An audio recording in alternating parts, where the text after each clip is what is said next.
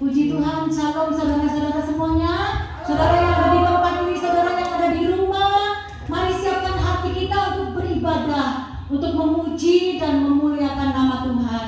Mari tetap bersemangat, karena Tuhan Yesus tidak pernah meninggalkan kita. Mari kita satukan hati terlebih dahulu. Kita mengucap syukur sebab Tuhan itu sangat baik, teramat baik buat kita semua. Mari kita berdoa. Bapa di sorga, Bapa yang kami sembah di dalam nama Tuhan Yesus Kristus, terima kasih Tuhan untuk kesempatan yang Kau berikan buat kami siang ini. Kami mau datang kepadamu, merendahkan diri di hadapan-Mu Tuhan. Kami mengakui bahwa kami perlu Tuhan, kami butuh Tuhan. Di waktu 2 jam ini kami mau bersekutu dengan Engkau Tuhan. Kami mau mengalami perjumpaan secara pribadi dengan Tuhan. Mari Allah Roh Kudus, pimpin acara kami dari awal, pertengahan sampai akhirnya. Urapi setiap kami dengan kuasa-Mu yang tanpa batas itu, sehingga kami menangkap setiap pesan-pesan-Mu hari ini. Kami mau kuat, kami mau tetap bersemangat di dalam Tuhan, karena Tuhan tidak pernah meninggalkan kami. Terima kasih Tuhan Yesus, terima kasih. Ampuni segala dosa dan kelemahan kami Tuhan, perkataan pikiran kami. Ampuni kami, layakkan kami untuk kami datang di hadapan-Mu. Segala roh jahat, kuasa kegelapan, kami tolaknya dari hidup kami di dalam nama Tuhan Yesus Kristus. Allah Roh Kudus, bawa kami fokus menyembah kepada Tuhan, karena hanya Tuhan yang menjadi pusat penyembahan kami. Terima kasih Tuhan Yesus. Di dalam nama Bapa, Putra dan Roh Kudus, dalam nama Tuhan Yesus kami berdoa. Sama-sama kita katakan amin. Mari bangkit berdiri. Kita yang di tempat ini, mari kita gunakan kedua tangan kita untuk bertepuk tangan. Yang sudah hafal lagunya nggak usah lihat teks, tapi yang nggak hafal nggak apa-apa. Haleluya. Allah ditinggikan dengan sorak-sorai. Haleluya.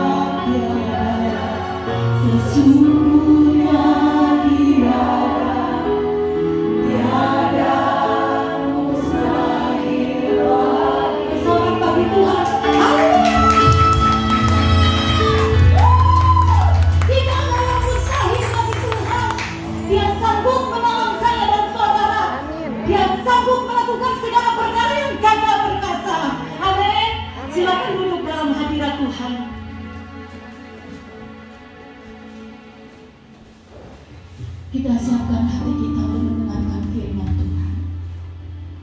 Jangan tidak percaya, saudara, tapi percayalah. Bangkitkan iman saudara. Saudara yang ada di rumah. Mungkin keadaan yang kita hadapi tidak seperti yang kita inginkan. Percayalah, Tuhan tidak pernah meninggalkan kita sedetik pun. Tuhan selalu setia menolong kita tepat pada waktunya. Mari siapkan setiap kita menyanyi buat Tuhan. Oh baik bagi kami Allah.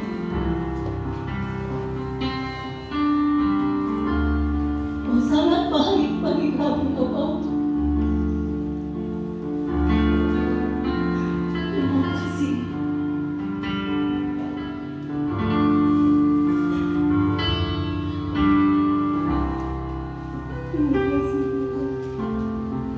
Musim akan selalu berganti, kasih Tuhan tetap abadi, tak akan berubah sampai selamanya. Tetap percaya.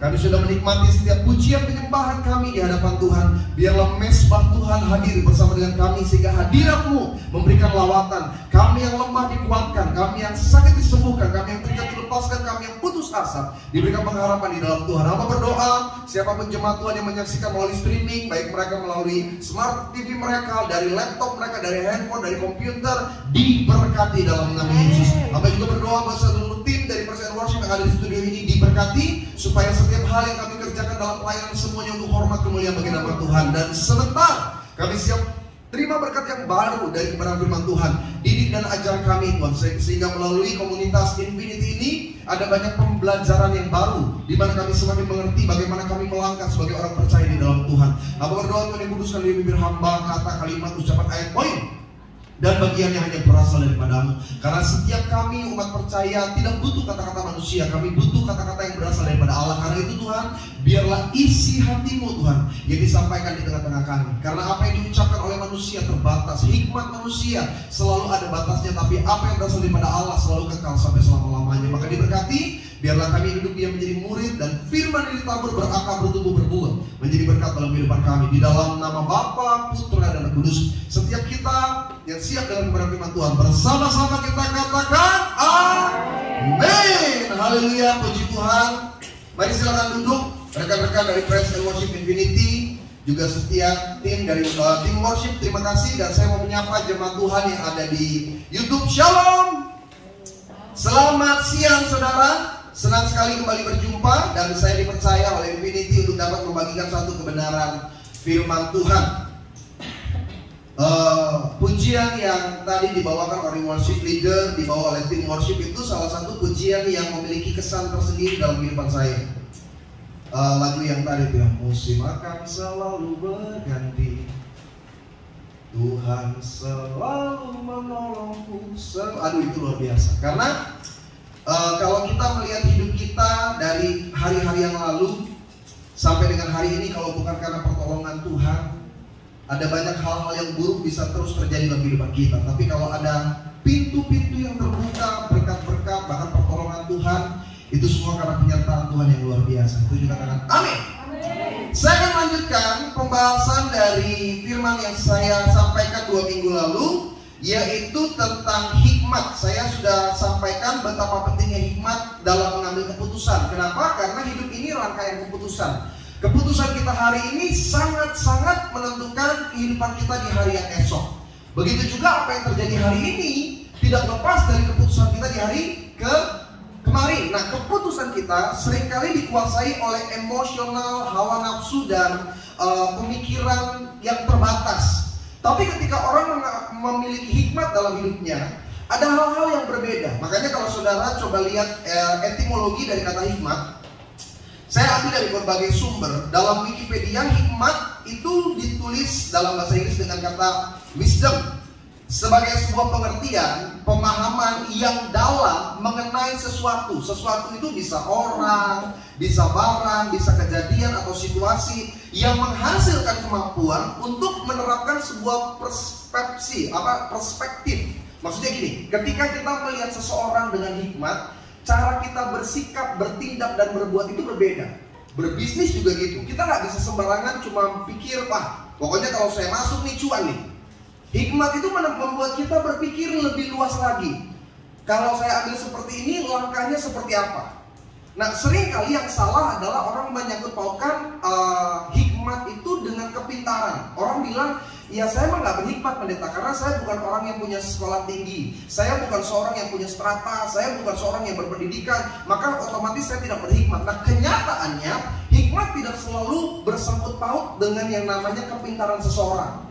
Karena kalau saudara lihat dalam terjemahan atau kamus besar bahasa Indonesia, hikmat diterjemahkan atau diartikan sebagai kebijakan, kearifan, bahkan kesaktian yang datangnya dari kekuatan gaib. Kalau saudara nggak percaya, saudara lihat aja di kamus besar bahasa Indonesia.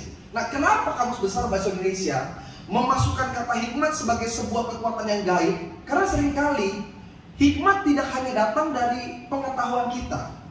Makanya begitu juga kita sebagai orang percaya, ada kalanya tiba-tiba kita punya ide gitu, punya satu pandangan yang berbeda, datangnya dari siapa?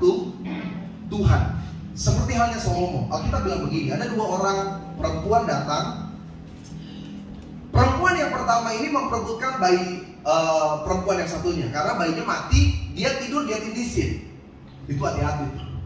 Saya selalu mengingetin istri saya, karena kan salah satu kejadian anak bayi meninggal itu ya gara-gara gitu, ketindisan. Apalagi yang kalau tidurnya kayak kebo itu, wah itu bahaya. Saya punya satu saudara, dia kalau tidur, kalau dinyamukin nggak bangun loh, bingung saya. Kan kalau kalau saya pribadi tuh jangankan digigit nyamuk baru, wah itu udah gak tenang. Tapi ada orang kalau tidur tuh gitu, dia ada di dunia nyata sama dunia astral tuh gak ada beda. Jadi sama kejadiannya seperti yang terjadi pada waktu Salomo menjabat. Ada seorang ibu, dia tidurin anaknya ketindihan mati. Nah, dia iri ngelihat wanita lain bayinya tetap ada, lalu dia mulai akui. Nah, yang menarik adalah di bawah hadapan raja, diputuskan oleh raja dengan cara yang ajaib. Bukan ajaib, maksudnya cara yang unik. Raja bilang begini, siapa pemilik bayi ini? Saudara tahu lah kisahnya, siapa pemilik bayi ini? Dua-duanya mengaku. Sampai akhirnya raja bilang, bawakan aku pedang, akan kubelah menjadi 2 supaya tidak ribut lagi. Sebelah untuk ibu yang pertama, sebelah untuk ibu yang kedua. Maka di sini kelihatan mana yang menjadi ibunya, mana yang bukan ibunya. Yang menjadi ibunya berkata, raja sudahlah, biarkan saya kehilangan anak saya, jangan sampai dipotong. Iya udahlah, biar kasih aja ke ibu yang pertama. Tapi ibu yang pertama bilang apa? Enggak raja, potong aja supaya adil. Maka raja pun mengambil sebuah tindakan bahwa ibu yang pertama adalah yang berbohong. Nah, hikmat seringkali membuat kita bisa menjalani kehidupan itu dengan lebih baik. Sama-sama bilang sama saya, hidup saya harus lebih baik. Iya, karena dulu kita mudah bersinggungan dengan emosi kita, dengan hawa nafsu kita. Dulu kan orang bilang, nggak apa-apa pendeta, yang penting cinta, padahal beda iman. Akhirnya keputusannya di hari lalu membawa penderitaan di masa sekarang. Itu banyak kejadian. Hal-hal yang seringkali tidak tepat. Disinilah kita butuh Tuhan. Mari sama-sama kita lihat Amsal pasal yang ketiga 9 sampai dengan 18. Jemaat Tuhan yang di channel YouTube, saudara yang nggak bisa lihat ayatnya, nggak apa-apa, saya akan bacakan keseluruhan ayat yang saya siapkan. Amsal pasal yang ketiga ayat 9 sampai dengan 18 di bawah tema dari hikmat bagian yang kedua. Amsal pasal yang ketiga 9 sampai 18. Perhatikan, muliakanlah Tuhan dengan hartamu dan dengan hasil pertama dari segala penghasilanmu. Maka lumbung-lumbungmu akan diisi penuh sampai melimpah-limpah, dan bejana pemerahanmu akan meluap dengan apa? Air buah anggurnya. Hai anakku, janganlah kau menolak didikan Tuhan, dan janganlah engkau bosan akan peringatannya. Karena Tuhan, yang bisa baca sama-sama apa kata Alkitab? Karena Tuhan memberi ajaran kepada yang dikasihnya seperti apa? Berbahagialah orang yang mendapat hikmat. Kenapa? Orang yang memperoleh kepandaian karena keuntungannya melebihi apa? Apalagi dan hasilnya ia lebih berharga daripada permata. Bahkan apapun yang kau inginkan tidak dapat menyamainya. Ayat 16 sama-sama baca. Umur panjang ada di tangan kanannya. Ayat 17, jalannya adalah, iya, Alkitab tekankan orang yang berhikmat maka jalannya adalah jalan yang penuh bahagia. Segala jalannya sejahtera semata-mata. Ayat 18 bersama 1, 2 ya.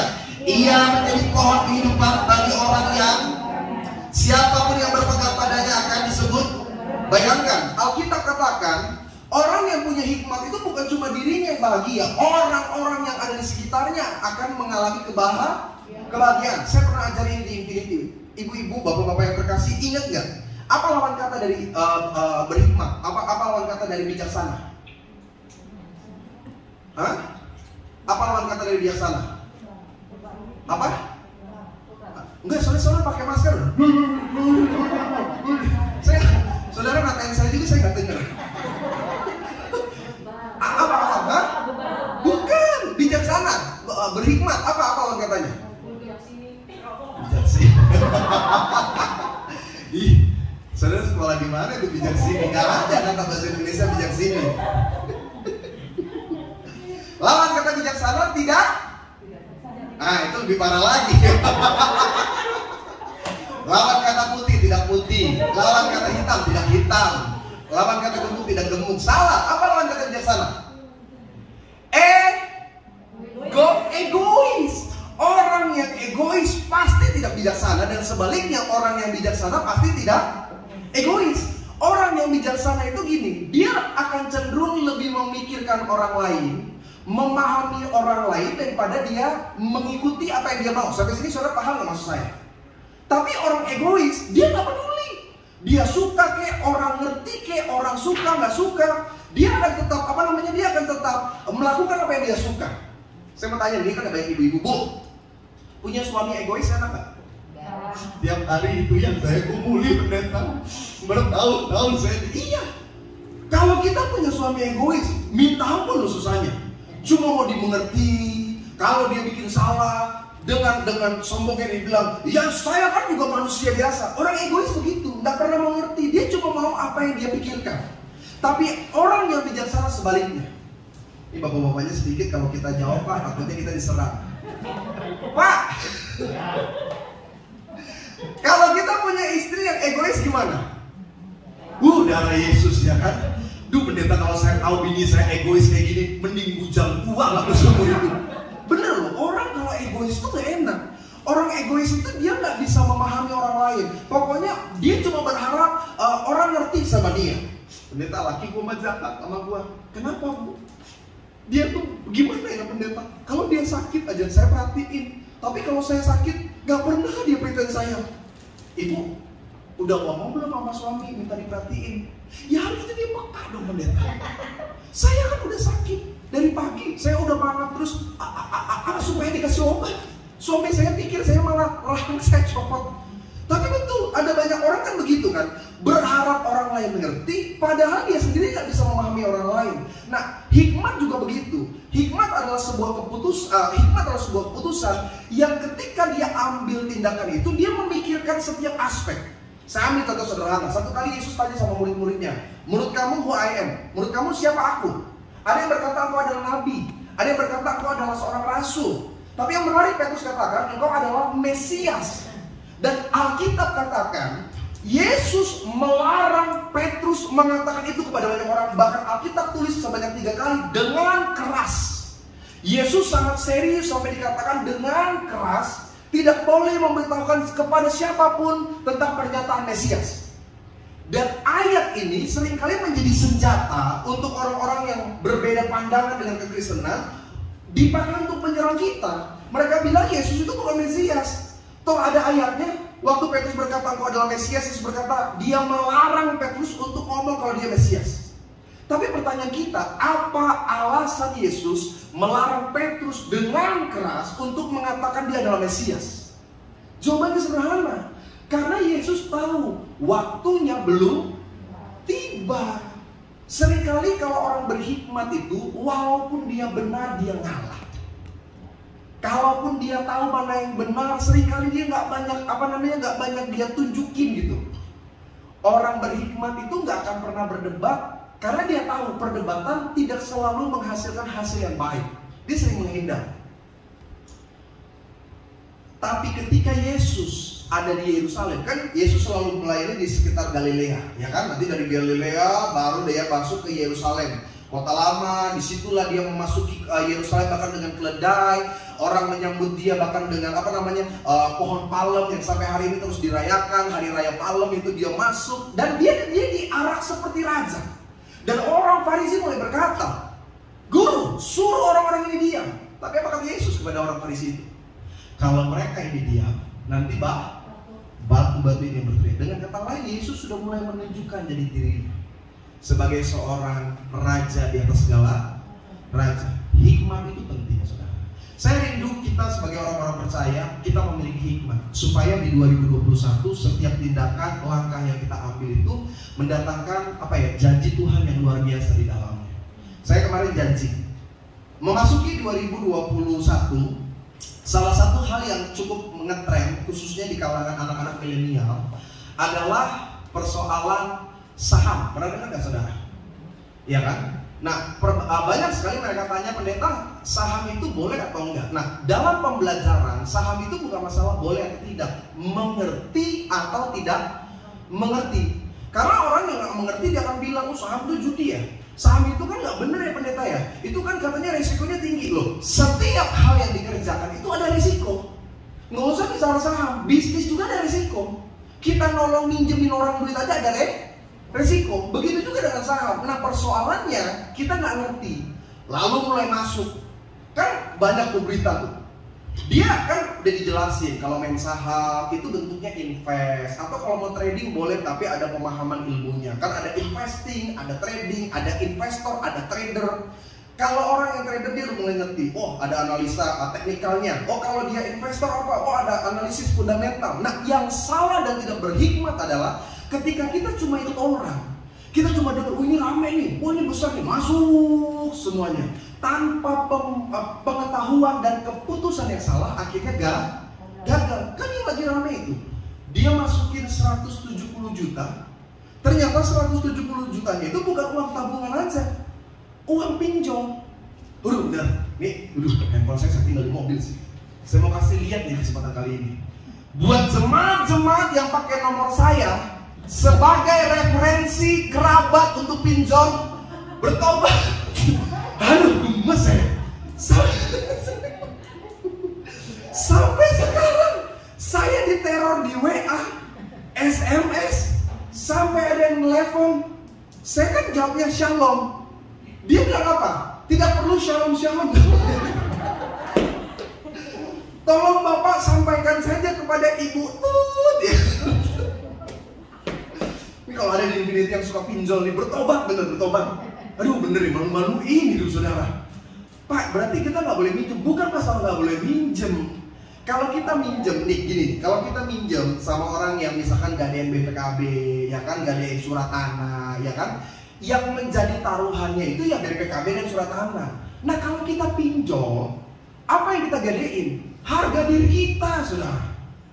Nah ini orang minjem total dari beberapa tempat pinjol. Kan sekarang pinjol gampang, kirim KTP nanti dikasih estimasi marginnya berapa dia akan dapat. Jadi dia kumpul 170. Dia cuma pikir gini, oh ini yang penting gue cuan nih, yang penting gue untung nih, yang penting gue dapat nih. Dia nggak berhikmat. Ketika dia mulai berinvest atau trading di saham, hancur semuanya, hancur habis. Dan inilah salah satu bukti nyata bahwa dalam hidup kita butuh Tuhan. Sama-sama bilang sama saya butuh Tuhan. Karena ketika ada hikmat, Alkitab yang katakan, dia lebih berharga dari emas dan perak. Dia lebih berharga dari permata dan apapun yang diinginkan. Bahkan Alkitab katakan jalannya jalan yang berbahagia. Saudara mau keluarganya bahagia? Harus ada hikmat. Saudara mau bisnis saudara ada bahagia? Harus ada hikmat di dalamnya. Supaya langkah yang kita kerjakan bukan karena saya mau, tapi karena Tuhan berkenan di dalamnya. Nah, ada beberapa hal yang saya mau tekankan pada kesempatan sesi yang kedua ini, atau bagian yang kedua dari hikmat. Apa sih pentingnya hikmat di 2021? Yang pertama, karena dengan hikmat kita mengatasi ketakutan, kekhawatiran, dan kecemasan. Sama-sama bilang sama saya takut. Sama-sama bilang sama saya khawatir. Sama-sama bilang sama saya cemas. 2021 adalah tahun yang abu-abu. Kita sebagai orang Kristen berdoa, beriman, memperkatakan kata-kata yang positif. Ini tahun berkat, tahun pemulihan, tahun perubahan, tahun berkelimpahan dan lain sebagainya. Tapi kalau saudara lihat di dalam dunia nyata, 2021 ini tahun yang abu-abu. Ketika ada berita tentang vaksin, orang berkata, oh ini tahun ini akan ada perubahan ekonomi. Ekonomi akan naik dengan lebih cepat, akan ada pergerakan dan lain sebagainya. Sampai akhirnya kenyataannya nggak seindah dengan perkiraan. Bahkan tidak sedikit orang bilang ini tahun yang cukup sulit. Mungkin akan ada perubahan nanti baru 2022, 2023. Nah, efeknya adalah ketika orang ingin memulai sesuatu, dia serba ketakutan. Orang mulai bilang gini, pendeta, kalau saya jualan, saya modal begini, gimana ya pendeta? Untung nggak? Soalnya kan tingkat daya beli masyarakat itu menurun. Pendeta, kalau saya bisnis begini, saya ada modal, tapi kalau saya melangkah begini gimana? Orang sekarang itu serba takut. Kenapa? Karena ada begitu banyak sentimen, berita, pendapat orang yang kalau kita pikir-pikir, waduh, bisa gagal saya di tahun ini. Nah, bedanya kita dengan orang dunia, kalau kita yakin apa yang kita kerjakan datang dari Tuhan, Tuhan tidak akan pernah mempermalukan. Kenapa? Karena memang dunia akan terus tekan sama kita. Dunia akan coba intimidasi supaya kita nggak pernah melangkah maju. Gak usah jauh-jauh deh, keluarga sendiri, maksudnya istri, suami mau melangkah, udah deh Pak, lu gak usah deh, ntar gagal lu gimana? Sampai sini saudara ngerti gak maksud saya? Semuanya kan didasari dari ketakutan, kecemasan. Maksudnya baik, tapi seringkali caranya salah. Yang benar adalah didiskusikan, dipahami, dimengerti, saling kasih pandangan, melibatkan Tuhan melalui doa, minta tanda dari Tuhan, baru dilangkah. Tapi kan kebanyakan kita enggak, lebih besar rasa takut. Suami mulai bilang, udah mah, papa pokoknya udah puasa nih, papa udah minta tanda dari Tuhan, dan ternyata Tuhan udah mulai bukain pintu satu-satu nih. Karena ketakutan istri, akhirnya yang harusnya tadinya melangkah, gagal. Akhirnya apa? Ketika orang lain sukses, dia kehilangan kesempatan. Nah, saya rindu saudara, dalam kekristenan kita betul-betul melibatkan Tuhan. Sama seperti Yesus. Ketika dia akan masuk prosesi penyaliban, dia berkata, layaknya manusia pada umumnya, jika boleh, lalukanlah cawan ini daripada aku. Tapi bukan kehendakku yang terjadi, melainkan kehendakmu. Kita ini cenderung sama seperti orang yang punya satu talenta. Alkitab bilang ada 3 orang, terima 5, terima 2, terima 1. Yang 5 dia kerjakan dan menghasilkan 5. Yang 2 dia kerjakan dan menghasilkan 2. Nah yang 1 dia pendem. Kenapa dia pendem? Sebenarnya itu tindakan yang dalam tanda petik pintar. Karena dia cuma punya satu kesempatan, satu talenta. Yang punya 5, dia bisa 5 kali gagal dan punya 5 kali kesempatan. Yang punya 2, 50-50, dia bisa langsung untung, atau dia punya satu kesempatan lagi untuk dia mencoba. Tapi yang cuma satu talenta, kalau dia sukses, kalau dia gagal bagaimana? Apa yang dia buat? Dia kubur. Waktu dia kubur, talenta itu tidak akan hilang, tapi juga tidak bertambah. Tapi ketika tuannya datang, tuannya berkata apa? Engkau hambaku yang jahat dan malas. Ada banyak berkat sebenarnya Tuhan sudah percaya ini sama kita. Ada banyak berkat sebenarnya udah Tuhan kasih sama kita, tapi nggak pernah berkembang. Kenapa? Terlalu takut. Kenapa saya harus ngomong ini? Saya mau ngomong sama jemaat-jemaat yang nonton dari itu, Pak, Bu, khususnya ibu-ibu dari Praise and Worship Infinity. Kalau memang usaha bisnis, pendapatan suamimu nggak lagi bagus, ayo Bu, bertindak gitu. Jangan cuma meratapi keadaan yang lagi susah ini. Saya kekurangan, saya susah. Coba lihat orang-orang lain tetap berjuang melangkah. Ya tapi saya bisa apa? Ini pertanyaan-pertanyaan orang yang nggak pernah lihat janji Tuhan dalam kehidupannya. Kita memulai sesuatu seringkali bukan karena kelebihan dan modal yang lebih besar dari orang lain, tapi karena ada keberanian untuk kita melangkah dan meraih janji Tuhan di dalamnya. Ada banyak kok ibu-ibu jualan makanan biasa, rasanya nggak enak, tapi karena dia terus coba sampai akhirnya jadi berkat tersendiri dalam kehidupannya. Ada yang mulai belajar sebagai penjual, sekarang bahkan saudara bisa jualan tanpa modal. Apa namanya? Drop? Hah? Iya, pernah dengar kan istilah itu kan? Jadi kita cuma lihat iklan orang lain yang lebih murah, kita bikin iklan yang sama dengan harga sedikit lebih tinggi, lalu kita promosiin. Jadi waktu orang order sama kita ada modal nggak? Nggak ada, cuma iklan modal kita. Ambil lagi dari yang lain, dan hari ini banyak orang sukses.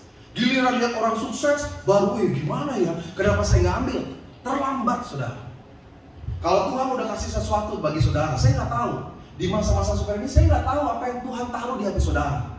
Tapi ketika engkau tahu itu datang dari Tuhan, kerjakan. Jangan takut, Tuhan menyertai setiap saudara. Kita ini di 2021 harus berhikmat. Berhikmat itu artinya engkau percaya dalam setiap tuntunan Tuhan selalu ada hal yang pasti di tengah ketidakpastian. Saya pernah ketemu sama Pak Lokeng Hong di salah satu acara gereja. Saya nggak tahu kalau dia orang kaya. Kok dari tadi datang semua nyalamin dia ya kan? Saya pikir, oh pendeta kali ya kan?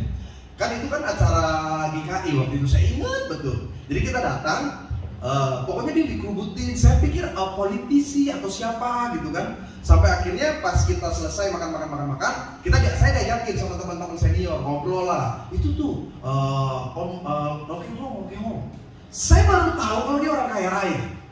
Tampilannya nggak kayak orang kaya raya. Terus ngobrol-ngobrol, saya nggak ngobrol langsung ya kan, saya cuma dengerin karena saya nggak kenal juga. Terus saya dengar teman-teman pendeta yang senior ngobrol. Nah, ujung demi ujung ternyata ngomongin tentang bagaimana cara Tuhan memberkati. Jadi dia mulai kasih tahu secara pemahaman dia lah, dia kan bukan pendeta juga. Dia bilang begini, ini nggak akan saya lupa, saya baru tahu lah kalau dia tuh orang-orang sukses. Dia bilang begini, dalam hidup ini kalau kita sudah memperhitungkan, kalau kita sudah menganalisa, maksudnya sudah berencana, bawa ke dalam tangan Tuhan. Dan seringkali waktu kita melangkah seakan-akan seperti tidak ada Tuhan, tapi sesungguhnya Tuhan selalu ada dan menyertai kita. Bukankah itu yang terjadi kepada Daud waktu dia akan melawan Goliat? Yang mentertawai Daud bukan orang Filistin. Siapa yang mentertawai? Tentara Israel sendiri. Mereka bilang, engkau cuma anak kecil, engkau cuma gembala kambing domba, pekerjaanmu di istana bahkan cuma main musik untuk Saul. Tapi waktu dia maju ke depan dan bertemu masalah itu, apakah selesai? No. Masalah itu semakin tekan sama dia. Goliat bilang apa? Anjingkah aku, engkau datangi aku dengan tongkat. Hadapilah aku dan akan kuberikan dagingmu kepada burung di udara dan kepada binatang di darat. Tapi Daud gak pernah takut. Daud gak pernah gentar. Daud tahu apa yang dia lakukan. Orang mungkin menertawai. Di mana pedangmu? Di mana perisaimu? Di mana baju jiramu? Karena Daud hanya datang dengan baju gembala dan memakai apa namanya? Memakai ketapel kecil. Sama seperti orang yang hanya punya satu talenta dalam kehidupannya. Tapi Daud tahu siapa yang menyertai. Makanya Daud bilang apa? Engkau datang aku dengan pedang, tombak dan lembing, tapi aku datang dalam nama Tuhan semesta alam. Begitulah ketika engkau berbisnis, Pak. Begitulah ketika engkau berkeluarga. Begitulah ketika engkau memulai sebuah langkah. Katakan, Tuhan yang menyertai aku lebih besar. Itu orang berhikmat. Dia tahu seringkali keputusannya bisa salah, rancangannya bisa gagal. Tapi Tuhan yang tidak pernah mempermalukan. Yosua ketika memasuki tanah perjanjian ada dilematis secara politik. Kenapa? Karena ketika Musa mati, orang berpikir bahwa lingkar dalam Musa lah yang akan menggantikan. Karena Musa pasti punya kakak, Musa punya anak, dan siapa Yosua? Dia hanya seorang bujang. Bahasa kasarnya dia pembantu, saudara. Pembantu dari Musa. Tidak ada hubungan darah, tidak ada nama keluarga yang sama. Tapi Tuhan berkata kepada Yosua, persiapkanlah dirimu sekarang, karena engkau akan memimpin umatku untuk masuk ke dalam tanah yang sudah kujanjikan kepada nenek moyang mereka. Saudara tahu nggak? Pada waktu itu politiknya gimana? Orang pasti mencibir. Orang pasti mulai berkata, siapa Yosua? Karena Maria dan Harun dulu pernah berkata, memangnya Tuhan hanya berkata kepada Musa? Bukankah Tuhan juga bisa berkata kepada kita? Sampai-sampai Alkitab katakan apa? Tuhan kasih tulah kepada Maryam dan kepada Harun karena mereka menyinggung Musa. Keputusan Tuhan itu absolut. Maksud saya gini, kita seringkali ngerasa kita bukan siapa-siapa, saudara. Kita pikir gini, ya saya cuma ibu rumah tangga, ya saya cuma orang biasa. Tapi kalau Tuhan udah pilih sama saudara, jangan pernah takut, jangan pernah khawatir. Karena yang memberikan kemenangan bukan dari kemampuan kita, Tuhan. Kita terlalu takut, kita terlalu cemas, kita terlalu khawatir, saudara. Tapi orang yang berhikmat, dia tahu bahwa selain daripada dia, ada Tuhan yang menyertai. Kan orang suka bilang begini, pendeta, Pak jadi pendeta itu, yang benar-benar pendeta itu umur berapa? Di tempat dulu saya melayani, saya itu mencetak rekor lah pada waktu itu. Karena saya pendeta yang paling muda dan belum menikah. Saya jadi pendeta, benar-benar pendeta itu umur 24 tahun di tempat yang cukup besar. Dan pada waktu itu saya ingat betul, kakak-kakak kelas, teman-teman seangkatan kuliah, nah ini yang nonton nih ya. Saya ingat mereka tuh meragukan. Jadi pertama kali saya datang ke gereja itu, ya kan, mau khotbah, kan ada beberapa senior yang jadi pengerja gitu kan, ada beberapa rekan alma mater lah. Saya ingat betul muka mereka. Saya tahu apa yang ada di kepala mereka. Ini si lapet satu ini ngapain ini? Ini kayak kampus satu ini. Karena dulu saya di kampus tuh bermasalah, demi Tuhan lah saya bermasalah. Saya kan ada khotbah pendeta Ara ya kan? Saya tahu Pak Ara pasti nonton ini. Pak Ara lembah. Pak Ara itu dulu ngajar hermeneutik, salah satu mata pelajarannya. Saya ingat betul. Saya tuh suka bangunnya siang, datangnya terlambat. Jadi yang lain udah pada belum belajar, Pak Ara udah mimpin ya kan? Saya baru datang. Ya Bi, kenapa terlambat? Iya Pak, minta maaf Pak. apa? Ya kamu rumahnya di mana? Di Villa Nusa Indah Pak, Jati Asih. Padahal saya ngontrak di belakang kampus.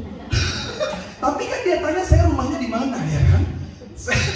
Saya ingat tuh kakak-kakak kelas saya sebenarnya lihat saya gini. Munafik ya Pak. Pak Ara tuh dulu sayang sama saya. Kenapa? Karena nilai saya selalu bagus. Kenapa nilai saya bisa bagus? Karena setiap ujian, hari ujian saya nggak masuk. Besoknya saya tanya sama teman saya, tugasnya apa? Ujian. Tanya sama Pak Ara itu.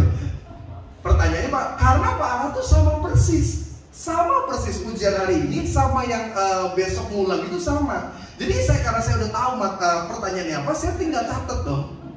Dan saya terlihat seperti yang paling pintar ya kalau masih suka yang lain dengan segala kecelicikan saya. Saya pernah dulu ujian apa lah saya lupa, pembinaan warga gereja kalau nggak salah. Jadi ujian, saya nggak pernah belajar. Jadi saya masukin buku itu ke jaket saya begini. Bu, izin toilet ya. Satu kali Tuhan pelintir. Pas saya keluar, bukunya jatuh dong.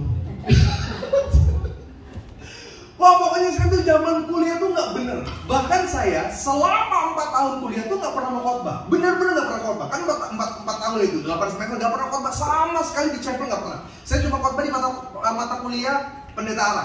Itu aja pelajaran homiletik. Kenapa? Karena saya nggak mau. Saya cuma mau main gitar. Mau main gitar aja.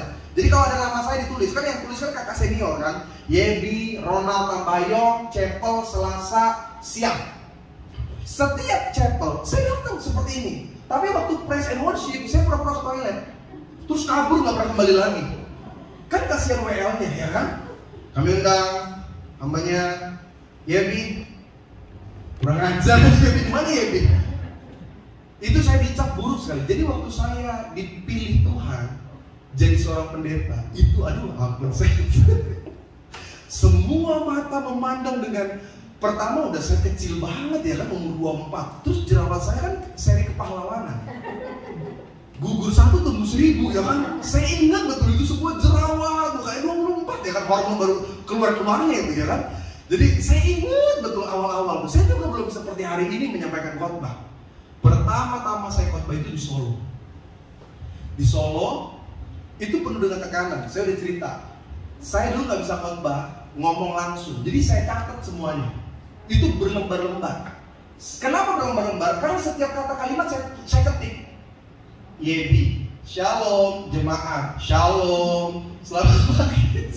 Jadi maksudnya saya tinggal baca begini. Itu di Kejadian Solo. Pas mau naik ke atas mimbar, ditegur sama gembala karena saya pakai kemeja hitam. Di sana harusnya kemejanya putih semua kayak begini nih. Kan saya bilang ya apa-apa Pak, kalau di Jakarta ini bukan Jakarta, ini Solo. Jadi saya udah tertekan. Saya ganti baju, ketinggalan dong di pastori. Karena udah pas naik, mana catatan khotbah? Ayo naik Pak Pendeta Yebi. Kan kita masih mahasiswa itu. Saya naik ke atas. Kayak mau mati. Waduh Tuhan Yesus. Itu keringat gue cuma di kepala, di pantat-pantat udah Tuhan. Terus jemaat di Solo itu kan gak kayak di Jakarta. Kalau di sini kan pendeta bodoh aja. Maksudnya pendeta gak jelas aja kita gini. Amin. Menghargai ya, menghargai. Di sana kan enggak. Wih, saya naik udah. Darah Yesus, darah Yesus. Saya menyesali keputusan saya kenapa jadi masuk sekolah tinggi teologi. Saya menyesali kenapa saya pilih ke Solo bukan waktu itu ke Malang. Pokoknya saya penuh penyesalan. Saya naik ke atas. Saya mau nangis, benar-benar mau nangis. Kan saya nggak tahu. Itu putih di kepala saya. Orang kata shalom aja saya tulis kok di catatan saya.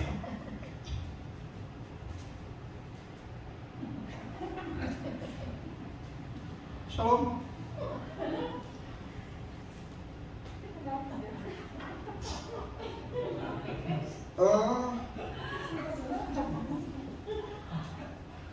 Mari sama-sama kita buka.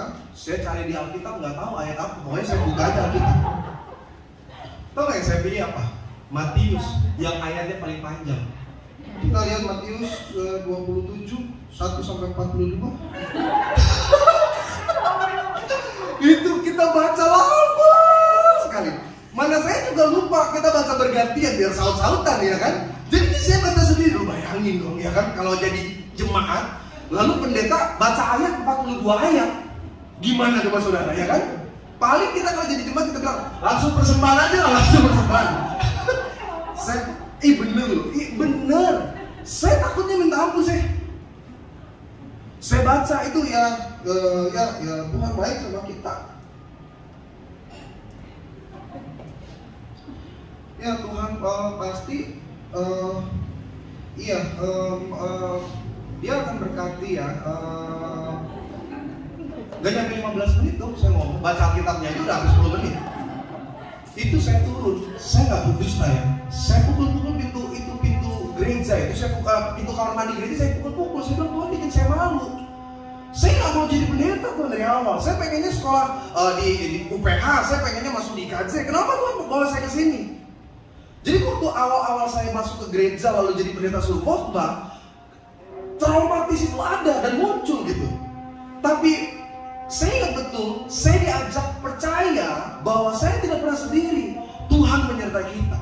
Kenapa? Supaya kita ingat gitu. Waktu kita gagal, waktu kita mengalami sesuatu hal yang buruk, sebenarnya Tuhan mau kasih tahu, kamu tuh cuma manusia loh. Kamu nggak bisa apa-apa. Bukan karena Tuhan lalai, bukan karena Tuhan nggak mampu. Kenapa Tuhan izinin kita ditipu? Kenapa kita rugi? Supaya makin sadar bahwa kemampuan kita sebagai manusia terbatas. Tapi ketika kita mengandalkan Tuhan, hal-hal yang luar biasa terjadi di dalamnya. Tuhan bilang sama Ishak ini jangan pergi ke Mesir. Tapi Tuhan di sini kelaparan terjadi. Yes, tinggal di sana biar aku yang menyertai engkau. Alkitab katakan Ishak menabur. Itu kan hal yang bodoh. Karena kekeringan pada zaman itu bukan karena ekonomi yang rusak, tapi karena memang tanah dan iklimnya tidak mensupport untuk menanam sesuatu. Saya percaya waktu Ishak nabur, orang tertawa. Ishak waktu itu apa yang kamu kerjakan? Apa yang kamu buat? Tapi Ishak percaya bahwa dia diberkati Tuhan. Maka Alkitab katakan tahun itu juga, saya percaya 1 tahun itu penuh dengan kepahitan, penuh dengan kekecewaan. Dia tanam dan dia tahu gak mungkin bisa berhasil. Tapi Alkitab katakan apa?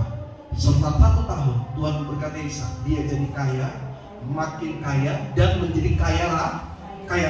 Dan saya mau bilang, Tuhan yang sama yang menyertai Ishak, Tuhan yang sama menyertai saya dan setiap saudara yang di tempat ini. Apa kuncinya? Berhikmatlah bahwa apa yang kau kerjakan tidak pernah kau sendirian, ada Tuhan. Nah, yang pertama tadi saya tekankan, kenapa kita butuh hikmat? Karena dengan hikmat kita mengatasi rasa khawatir, cemas, dan ketakutan. Orang kalau hidup dalam ketakutan, kecemasan, dia cenderung mendengarkan apa kata orang. Jadi kalau orang bilang, susah, nggak bisa, nggak mungkin, dia cenderung gampang ambil keputusan. Oh iya, berarti nggak bisa. Dia nggak analisa dulu, dia nggak pelajari dulu. Ada seorang penulis terkenal. Penulis terkenal ini, dia penulis novel paling laris untuk kalangan anak sebenarnya, tapi sukses sampai ke kalangan orang dewasa. Namanya Joanna Kathleen Rowling. Saudara pernah dengar namanya? J.K. Rowling. Penulis apa?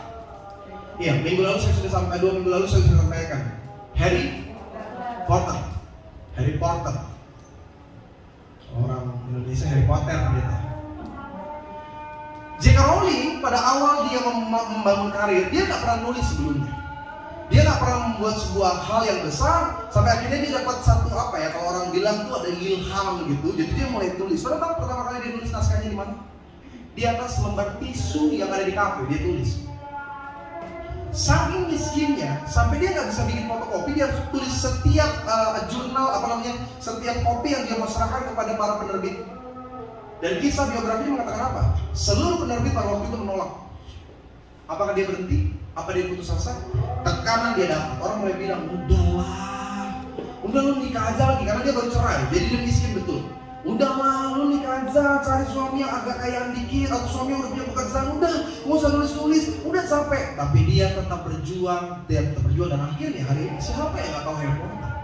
Bahkan mungkin bukan cuma generasi kita, anak kita juga akan dengar yang namanya Harry Potter. Kenapa? Karena ada seorang J.K. Rowling yang mau berjuang. Nah, saya mau ajak setiap ibu-ibu. Infinity itu banyak dominan adalah ibu-ibu. Seringkali orang bilang, kita tuh bukan orang-orang produktif, ya kita cuma orang biasa-biasa aja. Mungkin kita bukan pedagang bintang, kita bukan seorang pebisnis yang ulung, tapi mungkin Tuhan pakai engkau menjadi seorang pendoa yang luar biasa di tengah keluarga. Engkau menjadi penasehat yang bijak kepada suami, anak-anakmu. Tuhan pakai engkau sebagai apa ya? Sumber kekuatan di tengah keluarga. Jangan cuma pasif lah, ya udah. Saya mau kerjanya masak, nyuci, ngepel, begitu aja pendeta sampai mati.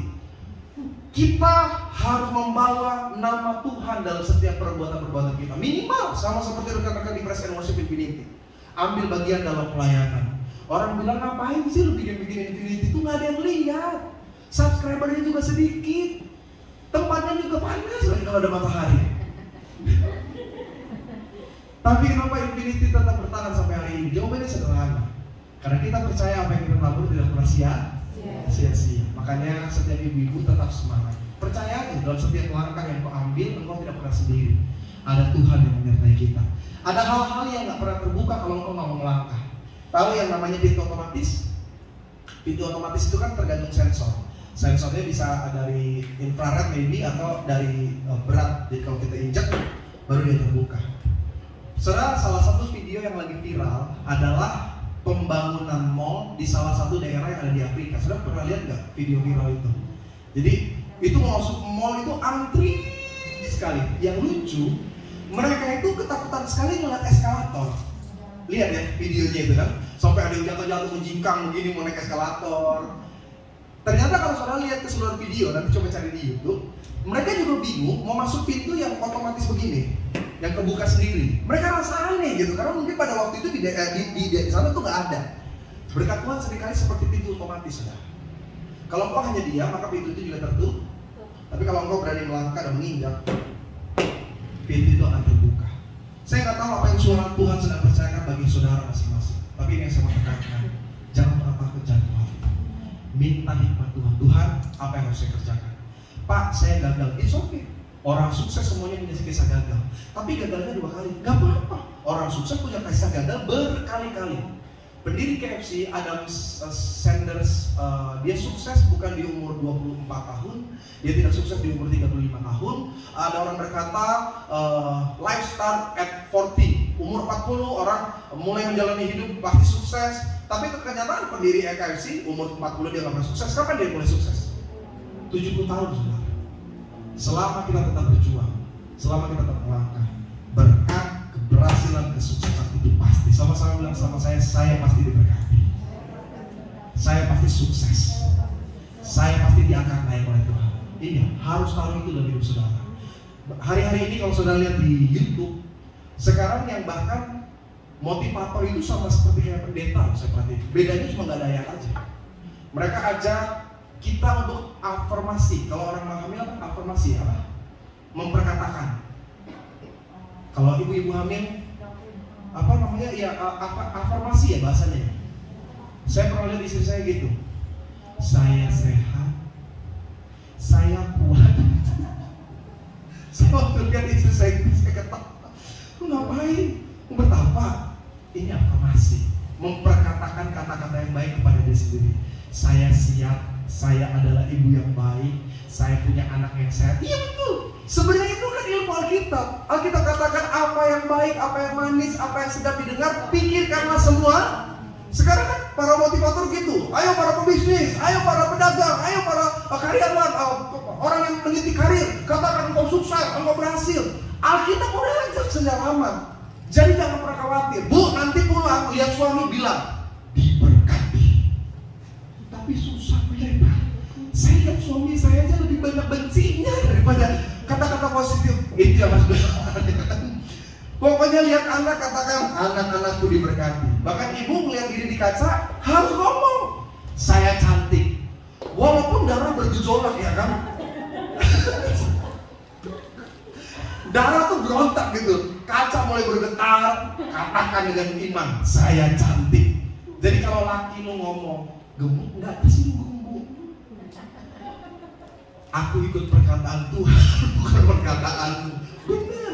Ibu-ibu kan sensitif cuma gara-gara gitu doang. Baju lu jelek banget, langsung mood. 100 tahun tuh moodnya langsung jelek terus.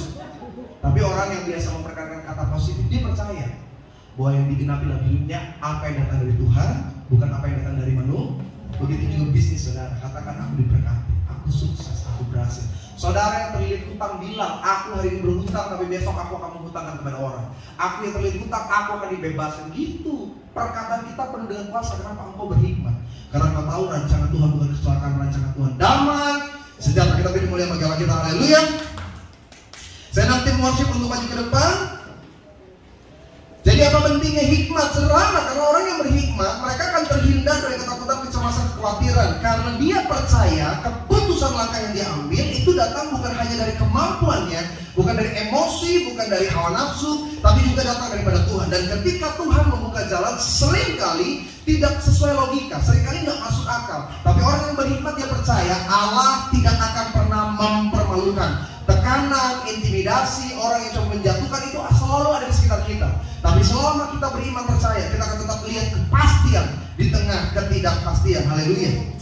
Saya minta itu deh, Pak kunci deh.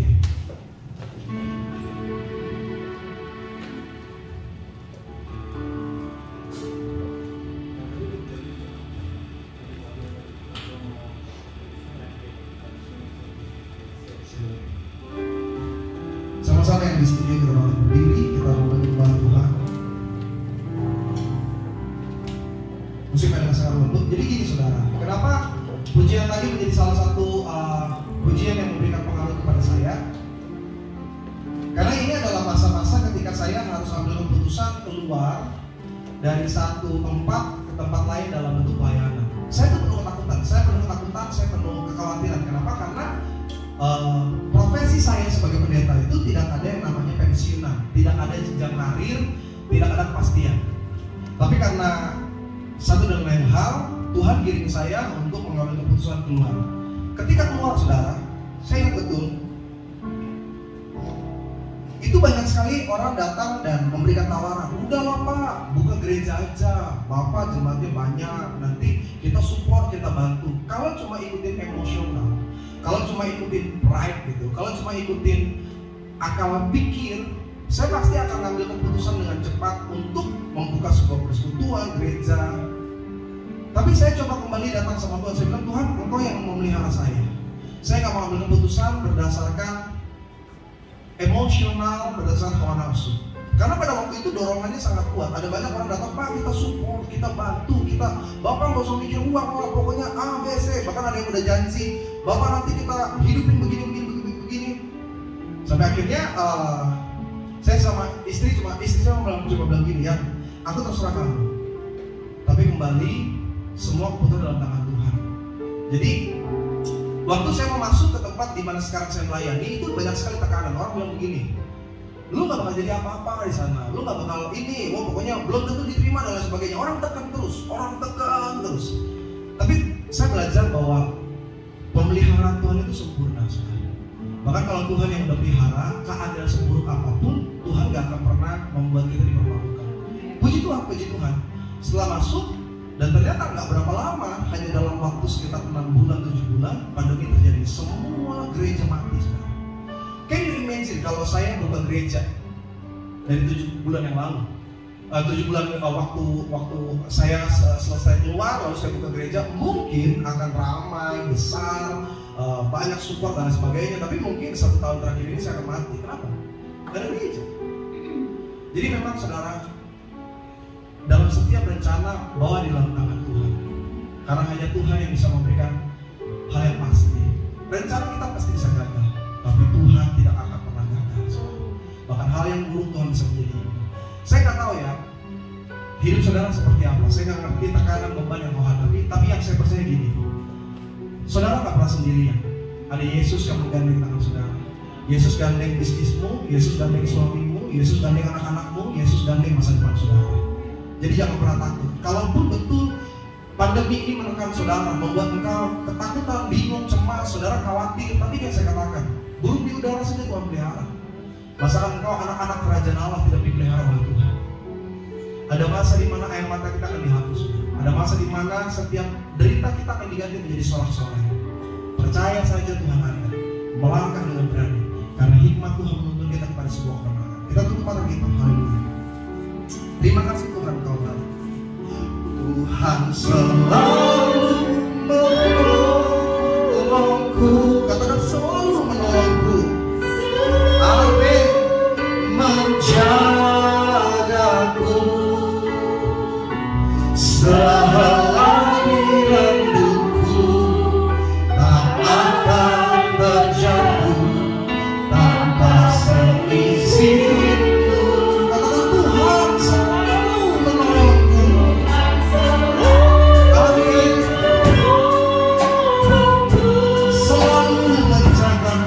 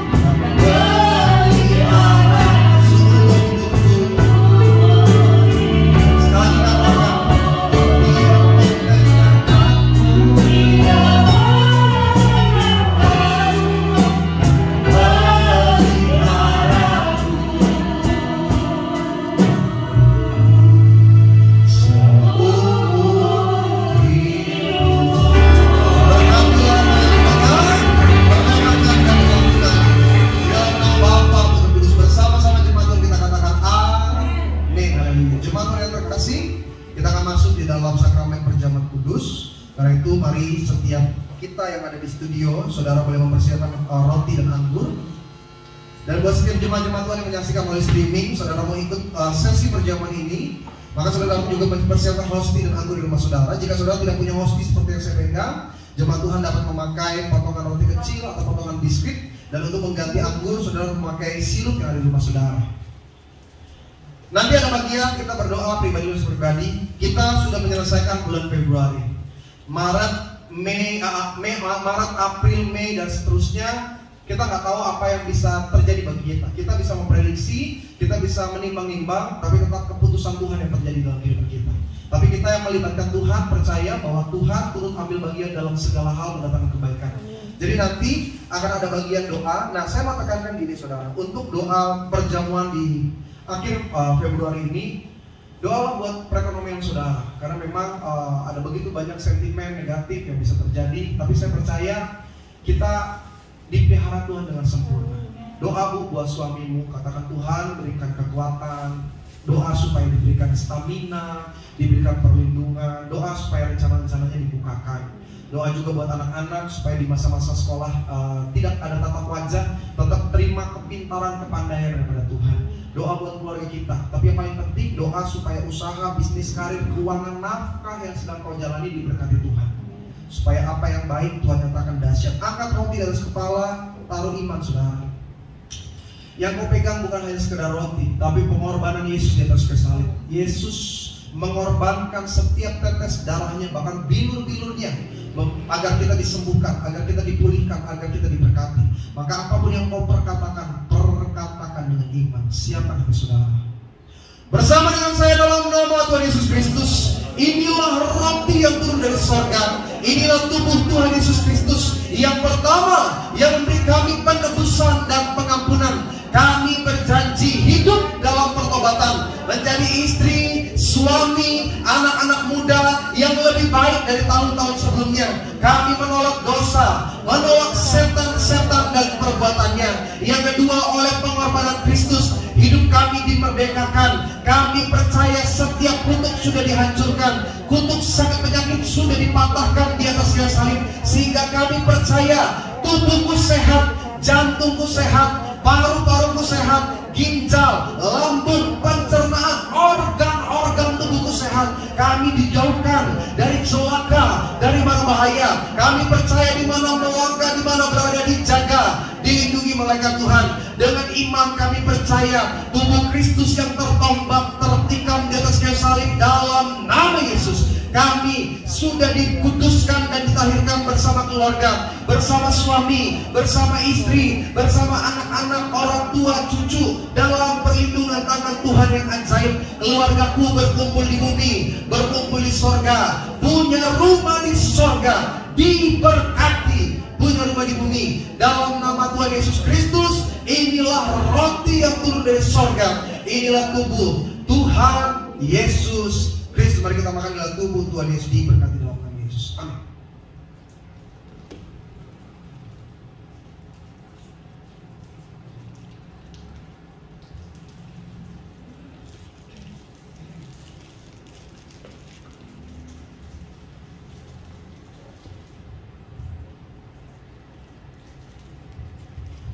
Bersama kita angkat darah Kristus di atas kepala. Kalau saudara sedang sakit, taruh iman, ada kesembuhan di tangan saudara.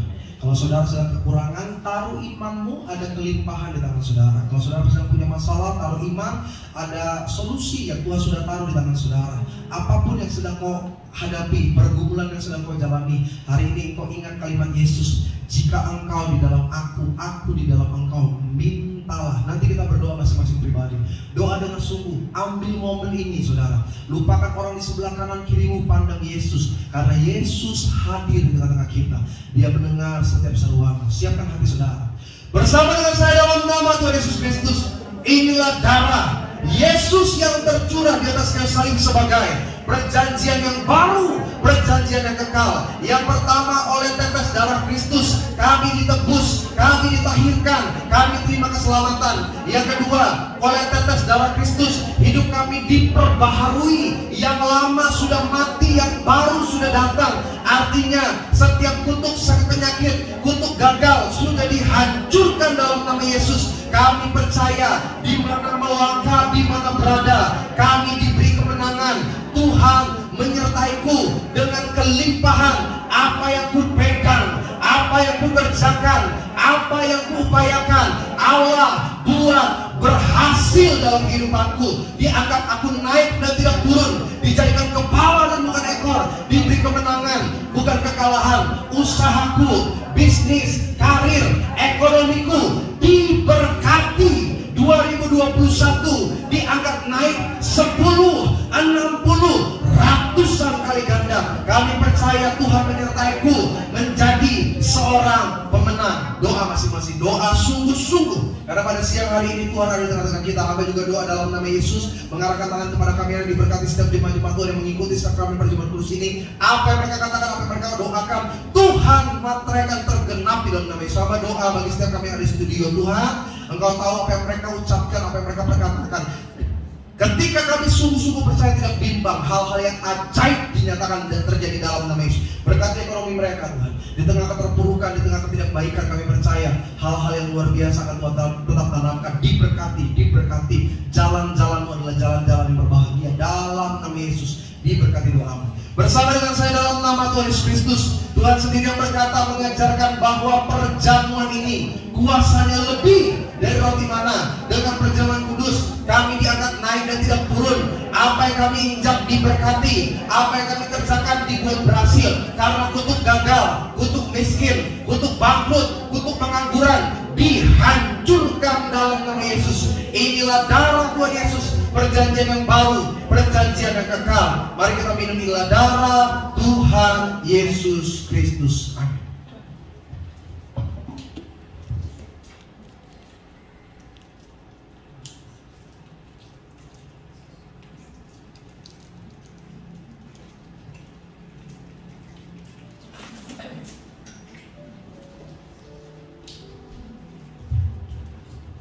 Saya serahkan kepada petugas.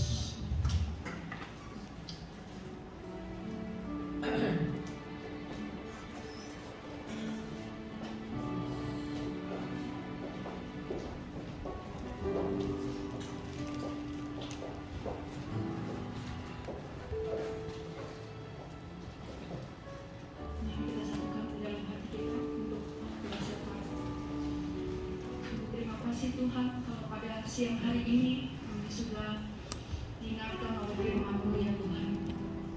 Lebih lagi kami Tuhan, kawan-kawan kita di tempat ini Tuhan, Engkau berikan kami hati yang bijaksana ya Tuhan Yesus, agar kami boleh hidup sesuai dengan kehendak-Mu ya Bapa.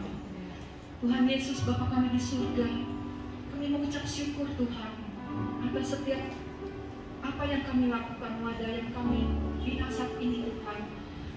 Praise and worship infinity ya Tuhan Yesus. Kami tahu Tuhan, kami yang hadir di sini, apa yang kami lakukan itu tidak akan pernah sia-sia di hadapan-Mu Tuhan. Kau selalu memperhitungkannya bagi kami Tuhan. Sungguh nyata kuasa-Mu di dalam hidup kami Tuhan.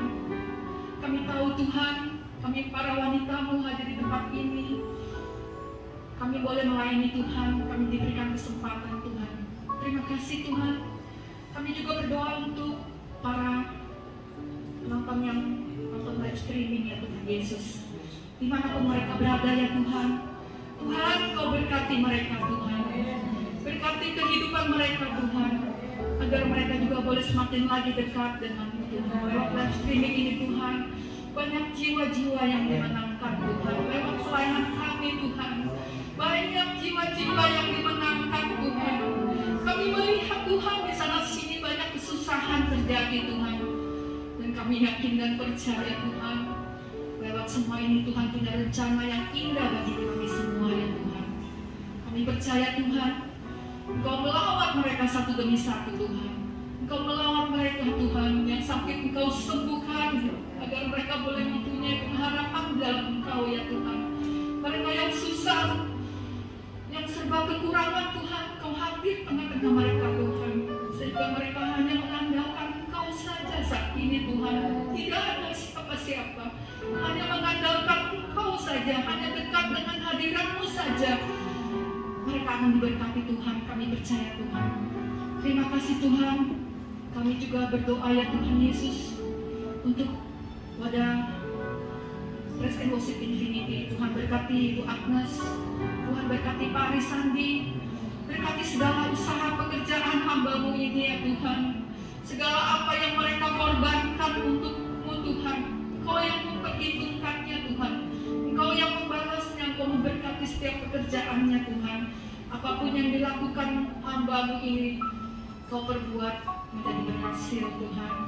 Biarlah Tuhan, segala jeripayanya tidak akan pernah sia-sia di hadapan-Mu ya Tuhan. Kami percaya Tuhan. Kami juga berdoa untuk hamba-Mu Pak Yedi Tambayo yang sudah menyampaikan firman-Mu ya Tuhan. Pakai terus Tuhan hamba-Mu ini.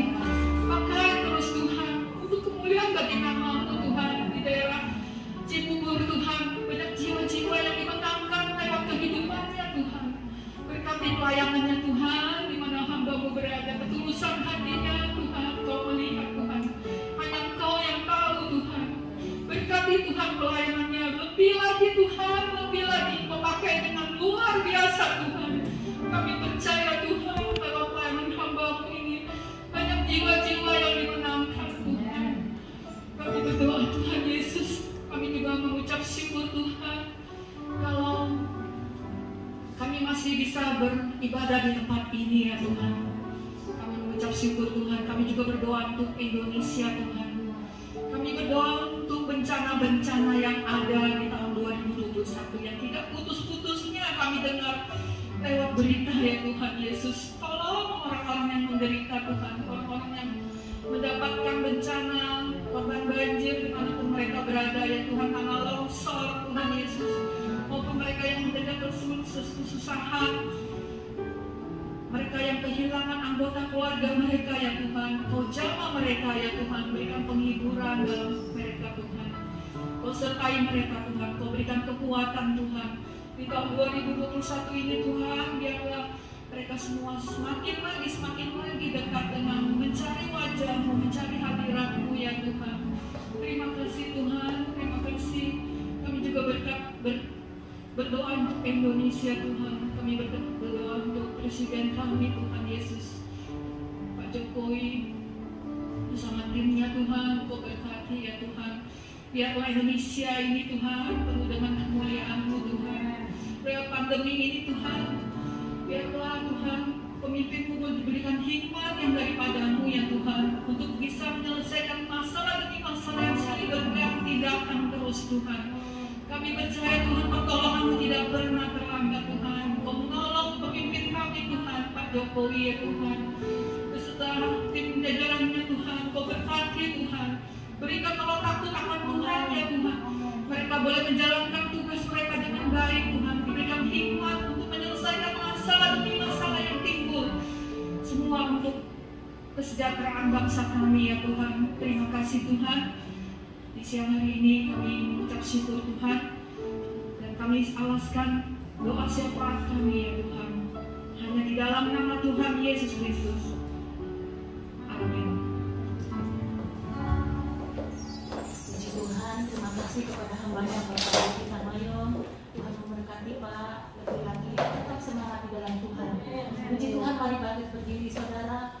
Kita akan akhiri ibadah kita dengan mengangkat pujian di hadapan Tuhan. Hormat bagi Allah Bapa.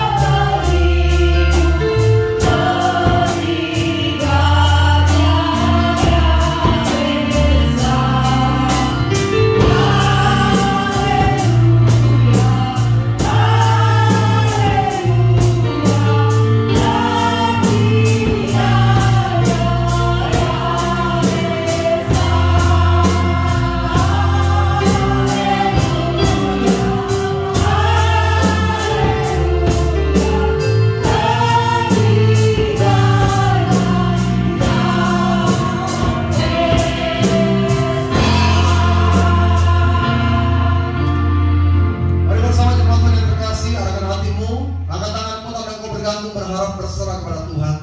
Lihatlah tangan-tangan kami angkat di hadapan-Mu Tuhan. Seperti Yabes berseru kepadamu, demikianlah kami juga berseru kepadamu Tuhan. Berkatilah kami berlimpah-limpah. Kiranya tangan Tuhan menjaga melindungi kami, menjauhkan kami dari sakit penyakit, celaka dan mara bahaya. Kiranya Tuhan mendengar setiap doa kami. Maka umat Tuhan, apapun kata berkat yang kau dengar pada hari ini, terimalah dengan sungguh-sungguh dalam iman saudara. Karena Yesus pernah berkata dalam firman-Nya, terjadilah sesuai dengan imanmu. Dengan kuasa otoritas daripada Allah, hamba berkata, diberkatilah engkau bersama dengan keluargamu. Diberkatilah engkau dalam pekerjaanmu, usaha, bisnis, karir, perekonomian dan masa depan saudara. Biarkan hidupmu naik dan tidak turun. Dijadikan engkau kepala dan bukan ekor. Tuhan beri kemenangan dan bukan kekalahan. Diberkatilah kesehatanmu dari ujung kepala sampai ujung kaki. Di mana engkau melangkah, di mana engkau berada, dijaga, dilindungi malaikat Tuhan. Maka umat Tuhan yang terkasih, terimalah berkat, rahmat, anugerah dari Allah Bapa, cinta kasih dari Tuhan Yesus Kristus, dan persekutuan yang manis bersama dengan Roh Kudus mulai hari ini, besok, lusa sampai Maranatha. Tuhan Allah kali yang kedua menyebut setiap kita mempelai yang setia menjadi bagian dalam kerajaan sorga. Setiap kita yang percaya diberkati oleh Tuhan. Bersama-sama umat Tuhan kita katakan amin. Haleluya, puji Tuhan. Terima kasih sudah menyaksikan sampai akhir. Kita akan kembali berjumpa dalam ibadah yang lainnya bersama dengan Praise and Worship Infinity. Tuhan Yesus memberkati.